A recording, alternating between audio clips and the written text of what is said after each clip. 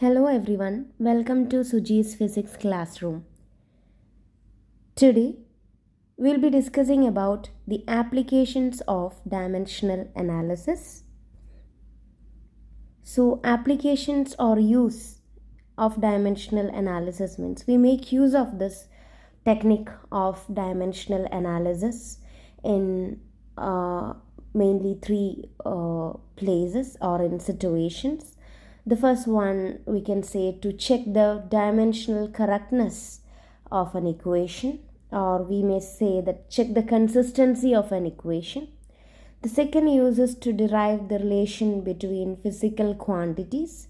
Third one is to change physical quantity from one unit to the other, or to interchange the units of a physical quantity. Okay, so mainly three uses. First one is to check the correctness of an equation, whether an equation is dimensionally correct or not. Second one is to derive a relation among the physical quantities. Okay, and the third one is to change the unit of a physical quantity from one system to the other. So we'll now check the examples of for each of these uses. So the first one is to check the correctness or consistency of an equation. So for that, we need to know a law or a principle. We call it as principle of homogeneity. What does it say? It says that, suppose here you can see an equation, a plus b is equal to c. This is an equation. There is an equal to sign.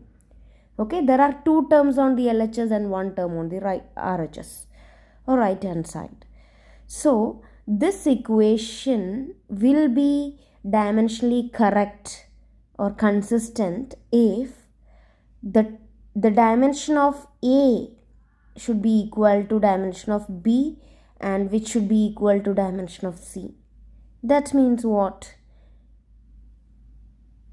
That means the dimensions of each of the terms, here A is a term, B is a term, and C is a term, occurring both sides of the equation are same. So each dimensions of each term should be same, on which may occur on both sides of the equal to sign. That is called the principle of homogeneity. So principle of homogeneity says an equation will be dimensionally correct if the dimensions of each of the terms occurring both sides of the equation are same. So they all should get the same dimension. Dimension of A should be equal to dimension of B. Dimension of B should be equal to C. That means, for example, for A, if we got dimension of A, we got it as LT raised to minus 1. Then when you solve dimension of B, that also should be LT raised to minus 1.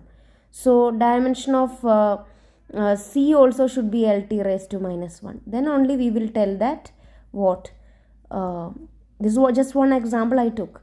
This A plus B equal to C is dimensionally correct. Okay.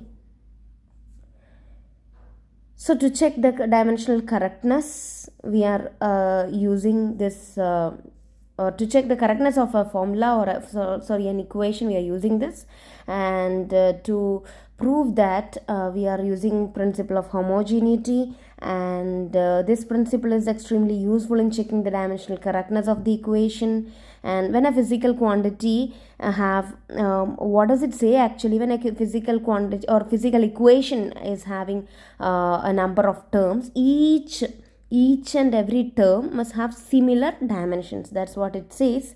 So as per this principle, it's clear that we can add or subtract similar physical quantities, like for example, we cannot add velocity or we cannot add acceleration to force, or we cannot add force to current, or we cannot add current to temperature, like that. Similar physical quantities or those kinds of terms only can be added. Okay, that's another hint which this principle is giving. Okay, now we will have an example for this to check the dimensional accuracy of the equations. Suppose this is the question. We need to check T equal to 2 pi root L by G is dimensionally correct or not. So for that, what is the homogeneity principle says? The dimensions or the terms of each of the terms of this formula should be correct. Like there are two terms, like one on the LHS and one on the RHS, isn't it? So the dimension of T, what is this time period, should be equal to dimensions of 2 pi root L by G. We'll just check. Okay, so LHS means T. T means dimension formula when we write just T. Now RHS is 2 pi root L by G. So 2 pi is a constant. We need not do anything with this constant. So square root means what?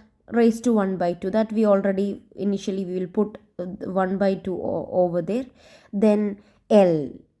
L means length, isn't it? So that L, capital L, dimensional formula we are writing. G means what?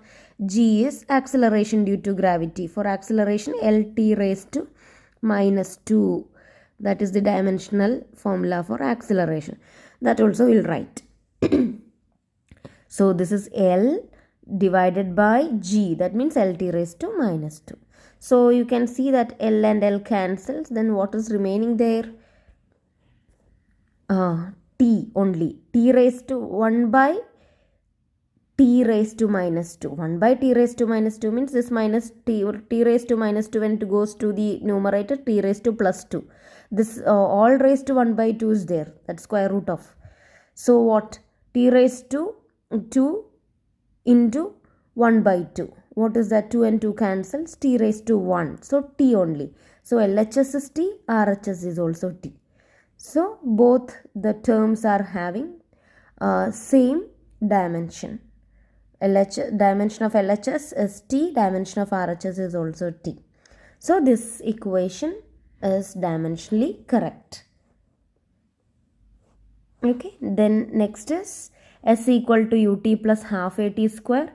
Here you can see S is in the LHS, UT plus half AT square.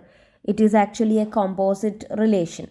Composite relation means what? There will be two or more terms in any of the sides of the equation. So we are going to check whether it is correct or not. So LHS S, that means distance. So L.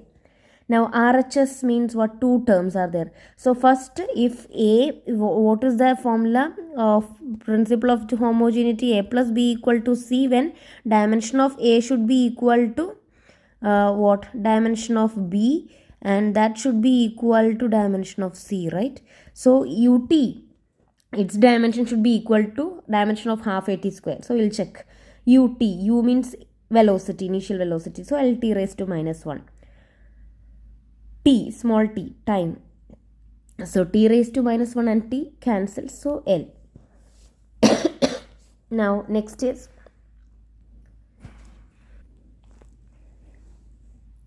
so UT is LT raised to minus 1 into T, L. Next is half AT square. So half is a constant, nothing to do with that. AT square. A means what?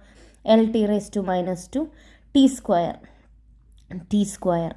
So now this T square and T raised to minus 2. T raised to minus 2 means what actually? 1 by T square, right?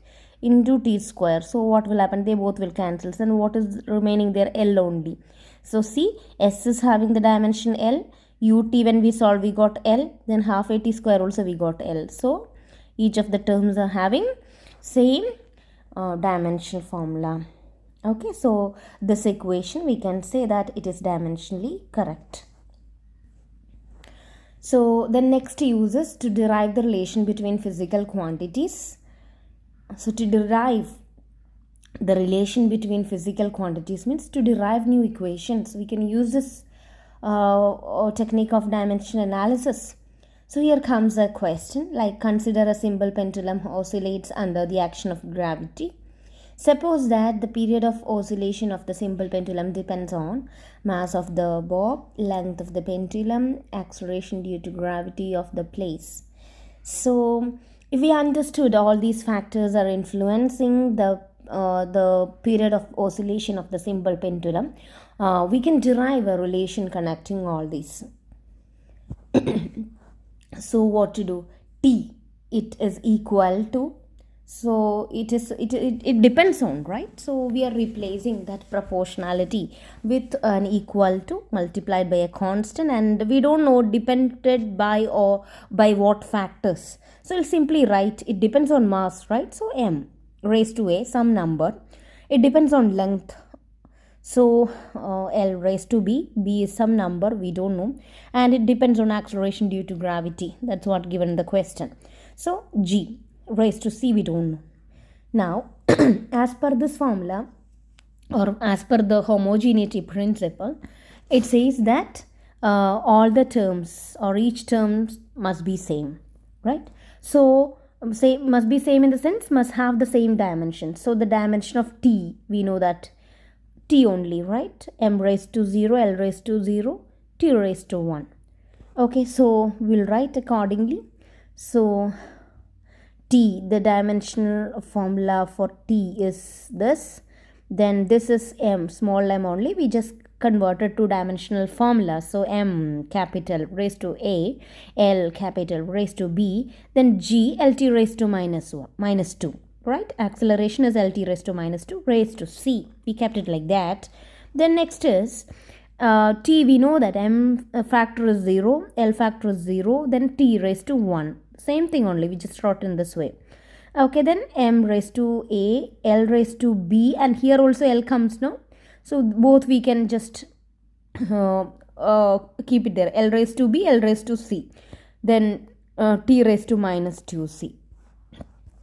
After that, M raised to A, L raised to B plus C. There are two L comes, right?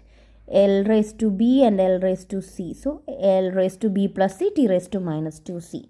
Now, you see M, L, T. M, L, T. Now, can't we equate the exponents there?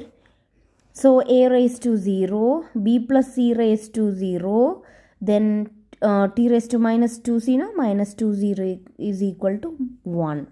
So, C equal to minus 1 by 2, right?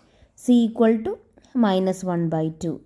C equal to minus 1 by 2. If you just substitute that value for B plus C, how you will get it?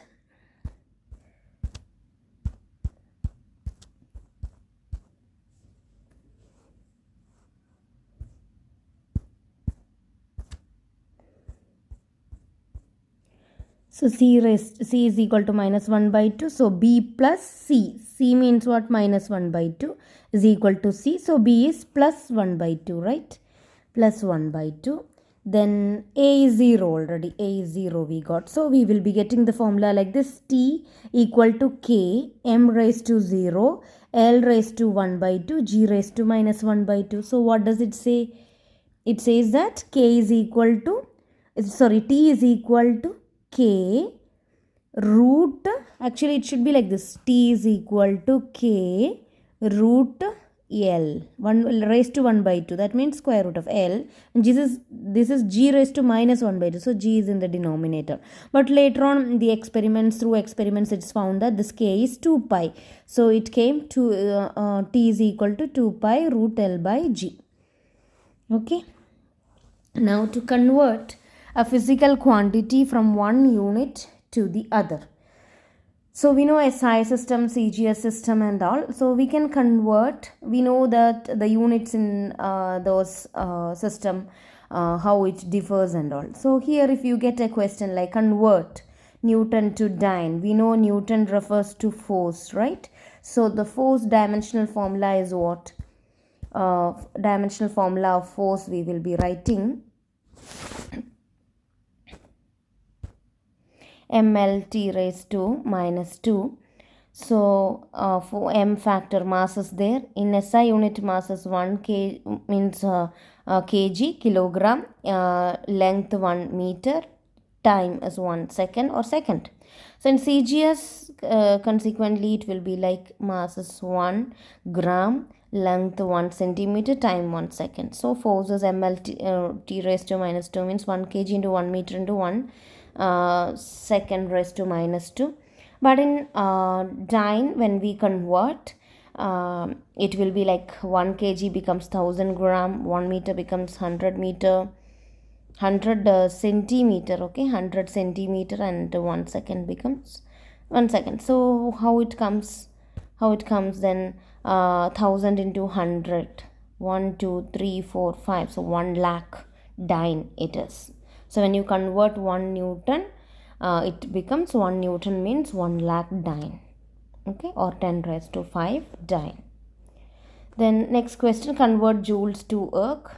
Joule means energy. Energy and work is having the same dimensional formula, ml square t raised to minus 2. So here mass 1 kilogram, length 1 meter, and time is 1 second. And in CGS, erg is a CGS unit. In CGS, mass is 1 gram, length 1 centimeter, and time is 1 second. So when you write, it will be like 1000 gram into 100 square centimeter into 1 raised to minus 2 seconds. So it will be like this is centimeter, okay. So 1000 gram into 100 centimeter into 1 raised to minus 2 second. So it will be 1000 into 100 means 1 after that 7 zeros, so 10 raised to 7 ergs it is. This is how we convert the unit from one system to the other. Thank you so much, and please watch our next video for more practice questions regarding the uses of dimensional analysis. Thank you so much.